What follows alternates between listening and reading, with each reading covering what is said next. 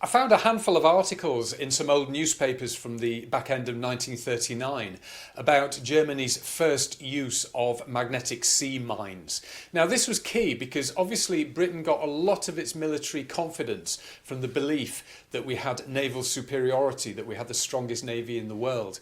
And the strategy at the beginning of the war was to try to blockade Germany and stop any goods getting into Germany by sea. So the fact that Hitler had a plan, that he was really focused on trying to destroy British naval superiority, and that he had some tactics, both the use of U-boats and now magnetic mines, was a real worry. On November the 23rd, 1939, there's an article titled "Murder Mines." Possessing no navy worthy of that name and losing expensive U-boats at the rate of between 2 and 4 weekly, Adolf Hitler has been driven to a campaign of indiscriminate murder in his efforts to smash the Allied blockade of Germany. Planted near Britain's east coast by his orders, mines believed to be of a new magnetic type sent 4 neutral ships and 1 British vessel to the bottom last weekend.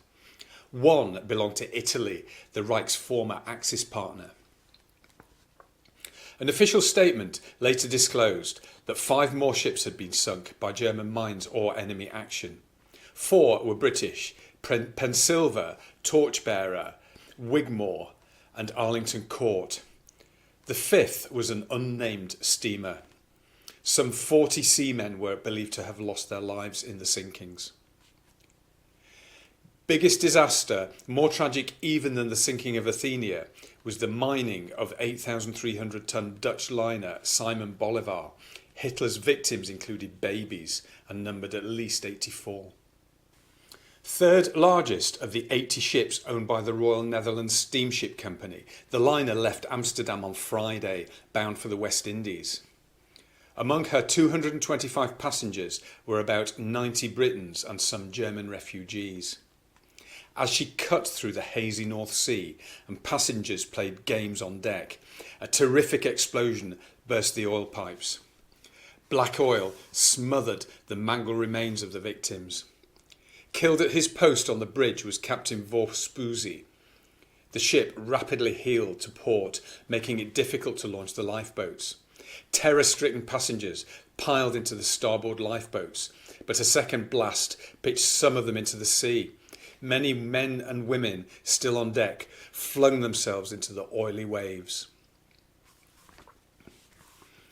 Only 2 ships were on the scene at the time and both were already damaged by German mines, but within 20 minutes trawlers converged on the sinking liner. Scores of ambulances, manned by nurses and doctors, were waiting on the dockside at the East Coast port where survivors were landed. A few minutes later, an air raid alarm sent nerve-shattered women and children scurrying into a shelter. Special application had to be made for petrol to wash oil from the shipwrecked passengers. Many casualties were taken to hospital. Watching over a 9-month-old child whose face was blackened by a blow, a Red Cross nurse declared passionately, "If I had my way, I'd make Hitler stand by her cot and watch that baby wince as she sleeps." Other vessels similarly mined over the weekend were the Swedish B.O. Borgesson, the British Black Hill, the Italian Grazia and the Yugoslav Karkia militia. Belief that the Nazis were sowing magnetic mines in the North Sea was expressed by Captain Knudsen of the Danish 11,000-ton vessel Canada, sunk off the Humber on November the 4th. Giving evidence at a Copenhagen inquiry last week, he insisted that the explosion was caused by a magnetic mine which exploded when the steel hull of his ship came near. Another possibility put forward by experts was that the Nazis were using mines laid at the bottom of the sea, but automatically released after a certain time by the chemical action of seawater. The mines might be coupled together so that a vessel exploding one also set off the other. That submarines were being used for mine laying seemed certain. 2 special types of U-boat weighing 1,100 tons were ordered before the war began, but existing submarines of 500 to 700 tons can be adapted to strew the high seas with murder mines. So on the 30th of November 1939, News Review says, Heavily laden with magnetic mines, German seaplanes and U-boats set off for British ports last week, loosed their murder cargoes and slunk back. Within a few days of the magnetic mine's first barbarous success, the British Navy had found all it wanted to know about them. Revealed Neville Chamberlain in his weekend broadcast, "We already know the secrets of the magnetic mine, and we shall master it as we have already mastered the U-boat. And in the meantime, our convoys are still moving steadily in and out of our ports, and they will continue." Meantime, they had taken a heavy toll on shipping in British waters. The destroyer Gypsy lay off the East Coast harbour, broken and forlorn. Struck by a magnetic mine and beached, her forefunnel was crumpled against the bridge, her aft funnel had disappeared. 1,300 tons of shipbuilding, which had cost £300,000, was rendered useless, and 40 ratings and 21 officers were injured. Ironically, the ship had just rescued 3 German airmen found adrift in a flimsy rubber boat in the North Sea. Hundreds of East Coasters watched the Searchlight-flooded Rescue.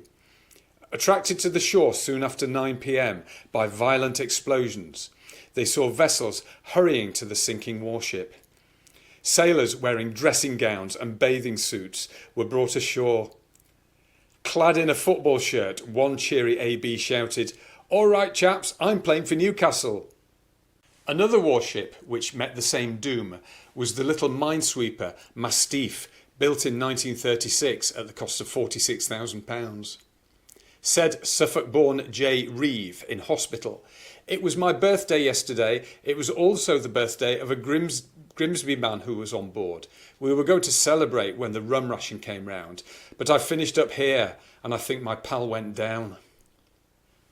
Off the east coast, a murder mine destroyed the Terukuni Maru, pride of the Japanese liner fleet. Phlegmatic discipline got the entire crew safely in their lifeboats as the ship heeled over and floundered below the waves. Explosions in the North Sea tore gaping holes in the hull of the slick-looking liner Pilsudski, a 14,000-ton vessel of the Polish transatlantic line put under charter to the British Navy. Badly injured, Captain Harmac Stankiewicz staggered to the bridge rail and yelled orders for bulkheads to be closed and lifeboats lowered. Not until the last man had left did he dive into the sea. Picked up from a flimsy raft an hour later, the captain died on a British destroyer, murmuring, "Long live Poland." And then we've got an article dated the 7th of December 1939 and it's titled "Death Spheres." Workmen extending the mellowed buildings of the Admiralty in Whitehall had an eye-opener last week. Pausing with a glint in his eye on his way up to his first-floor office at 7 a.m, Winston Churchill borrowed a trowel and a dollop of mortar and with dexterous sweep slapped down a row of bricks. And then there's a footnote that says Winston Churchill was actually a competent bricklayer, believe it or not. He'd built a cottage on his own estate.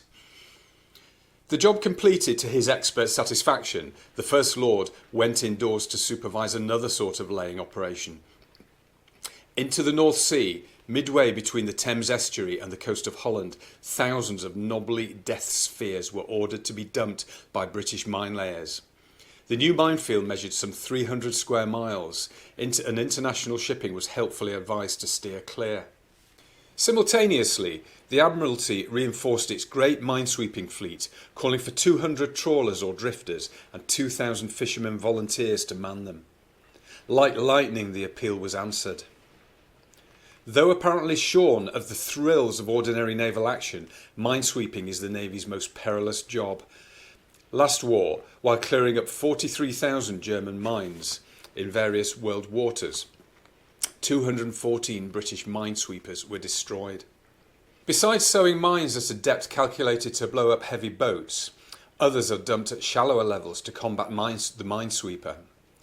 Against explosions powerful enough to destroy ships like the 14,000-ton Pilsudski, smaller minesweeping craft stand little chance. With a thunderous roar, they often disappear in showers of wooden and steel slivers. In solo sweeping, a torpedo-shaped buoy keeps the far end of the sweep wire at a required distance from the ship. A series of inclined planes strutted together makes the ship end of the wire dive. Sweep wires are fitted with serrated cutters which slice through mine cables like a wire through cheese.